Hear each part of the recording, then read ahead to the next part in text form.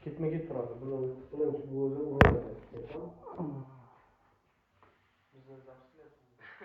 Mana podkastga yozib olsin. Podkast? Ya uni hozir sal tayyorlab qo'ydim. Kam kitob o'qigan bo'ldim. Tabiiy bilan yuzta kitob o'qisam shu darajada chiqib beraman. Odamlar og'zini eshitishi mumkin. 100 ta kam bilmayman. Ular shunaqa-da. Qachondir ilmni qilsa, odamlar o'zi tushunib yetadi deb çalışadi. Hokim poraxo'r o'tiribdi demaydi-da. Hokimni ham ishi bor. Shuncha odamni qabul qiladi.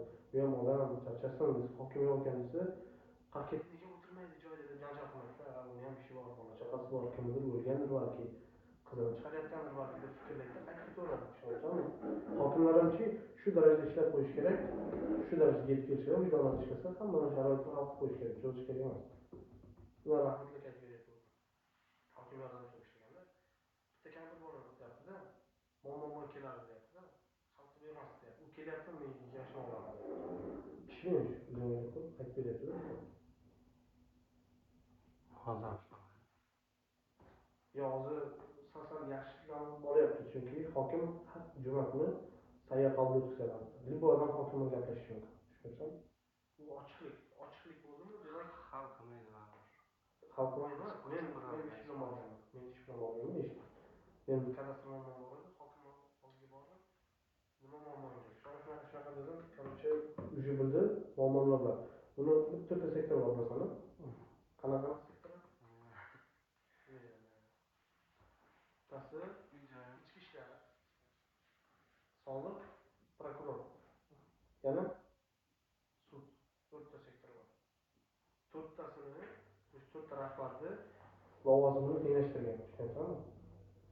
Tushungan? 4tasi kuchli, o'sha 4tasini o'zi sektor bor. Bizlar boshqaradi.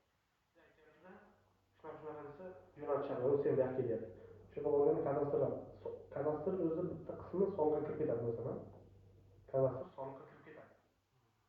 Tegishli tushunyapsanmi? O'sha kadastr boshlig'ini chaqirdi, hal qilyapti. Kadastr boshlig'i aytdi, tasdiqlama bo'lyapti, o'sha bor deyapti. Shunga bordim. Harakat qilishlayapti, tushunayapsanmi? Harakat qilyapti-da. Keyin agar o'sha keyingi suyultga solish kelgandan keyin xalq ma'lum deydi.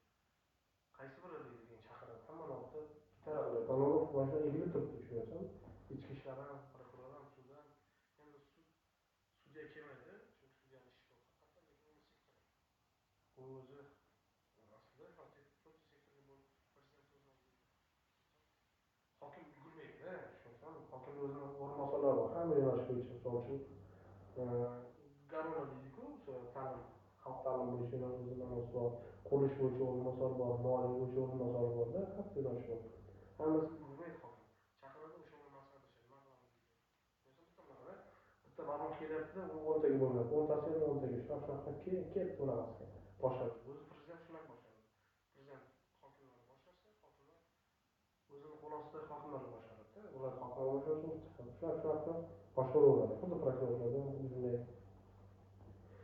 Qachon biz ham yetib kelamiz, o'shanda poraxo'rlar qolmaydi, umuman shaxsiy manfaat o'ylaydiganlar qolmaydi, odamlar insofli qoladi. Poraxo'r emasda, ko'pda. Yo'q, faqat poraxo'r muammo emasda, tanish-bilish muammosi ham bu. O'sha men akamning o'sha motiv maqsadi o'sha kursda bo'layotganda tanish-bilish orttirgandan o'shandan g'ururlanib ketyapti. O'sha mansabdor shaxslik uchun eng kuchli quroli tanish-bilish.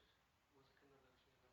qilib beradi, keyin qachon bizni masalamizni o'shanaqa mansabdor kishi hal qilyapti. Sudda masalan akam tanish bo'lsa,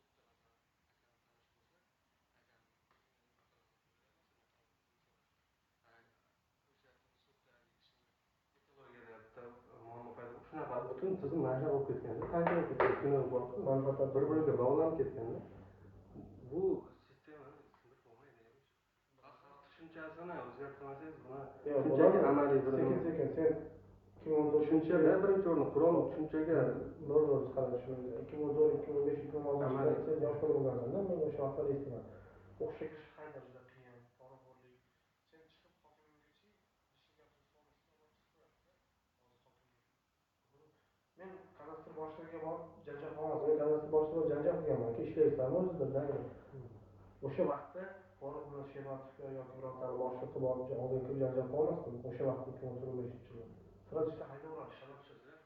Hozir libbo'y, televizor direktor shu yo'lni to'sam, agazga gapim oldim, oldiga chiqib, Buni yomon aytish mumkin. Mana bizga avtoga shunaqa bo'lyapti. Bizga tortishgan kerakda. Lekin bizga o'zgarish bor, yaxshilikka. Davron 3 metr salqinlikda narsalarga olib bergan. Yana 5-10 yildan keyin yana o'zgaradi. Yana yaxshi bo'ladi. Chunki o'sha manfaatlar to'qnashuvi bor o'sha tanishib ish qiladigan korrupsiyadagilarchi ular yo'q bo'lmaydi-da, tushunyapsanmi? Shu darajada oshkora bo'lib ketadi. Ular uyaladida. Odamchi o'sha ko'pchilik tortishani o'zini qo'rqadi-da, tushunyapsanmi? Birinchi o'rinda oilasidan. Va Abdulhamid bitta kino ko'rganmanda, короче, bittasi xoin bo'ladi-da. Xoin bo'lib qolganlarni sotmayapti-da, tushunyapsanmi? Sen deydi, keyin o'sha podshoh chaqirdida zo'r yo'l deb topadi.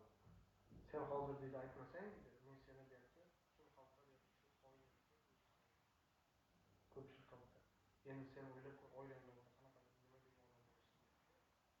Hozir sen aytadigan bo'lsang, sen qahramon bo'lasan. Tushunaysan? Odamlar baribir o'zidanchi, masal o'zidan nom qoldirish bo'ladi-da, yomon nom qoldirishdan qo'rqadilar, tushunaysanmi? Puli bo'lsa ham o'sha pul boyib ketsa ham o'zidan nom qoladi, boyaydi bo'ldi. Maqsad o'sha, asosan o'zidan nom qoldirishda, endi kitobim o'shaniki, o'zini o'ylaydi odam. Shunday yo'lda buni Abdulhamid hamchi xoinlik qilganlarni qaytarib joyiga qo'yib qo'yib, ishlatib foydasini olyapti, keyin surga qo'yapti. Lekin buni amosi xoinligini o'ylaydi, faqat o'zi bilyapti, keyin oshkor qilmayapti. Foydasi tegmasa, xalq oldida qatl qo'yapti degan. Yozib beryapti, shunday qilyapti. Lekin o'sha vaqtda u parlament qanaqa ko'pchilik saylov o'tkazadi-yu, bironta ishni bizni senatorlarga tashlaydi, to'g'rimi? Parlamentda o'sha senatorlarga nima qilamiz? O'sha maslahatchi parlament odamlari bog'chilarga, o'zlariga tanqid qiladi. Bunday jahli chiqib ketsa parlament tarqatadi. Faqat yakka o'zi xalqlar qonunlar. Shunday ancha xushtoradi. Parlament. Keyin buni yoshliklar esa maqsadi parlament tiklash bo'ladi. Lekin tushunmay parlament tiklasa bor xoinlik. Chunki Turkiya zo'r joyda joylashgan, maqsad Turkiyani bo'lib olish bo'ladimi? Xoinlik ko'p bo'laveradi. Oldindan